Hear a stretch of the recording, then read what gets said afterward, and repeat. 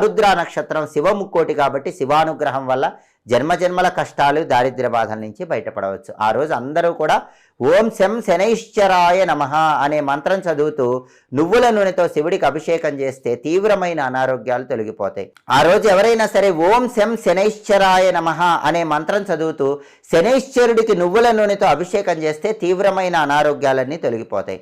కొబ్బరి నీళ్లతో శనైశ్వరుడికి అభిషేకం చేస్తే తీవ్రమైన ఆర్థిక ఇబ్బందులన్నీ తొలగిపోతాయి. ఏలినాటి శని, అష్టమ శని, అర్ధాష్టమ శని, సప్తమ శని, కంటక శని, వ్యయ శని, ఇలా భయంకరమైన గోచార శని దోషాలు, జాతకంలో శని మహాదశ, శని అంతర్దశలో శని వ్యతిరేక స్థానాల్లో ఉండటం వల్ల వచ్చే ఇబ్బందులు, ఇవన్నీ పోగొట్టుకోవాలంటే జనవరి 3 శనివారం ప్రాతకాలంలో శనీశ్వరుడికి అభిషేకం చేసుకోండి.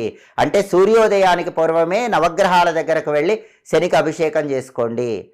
ఆ తర్వాత ఈశ్వరుడికి అభిషేకం చేయించుకోండి, శివదర్శనం చేసుకోండి.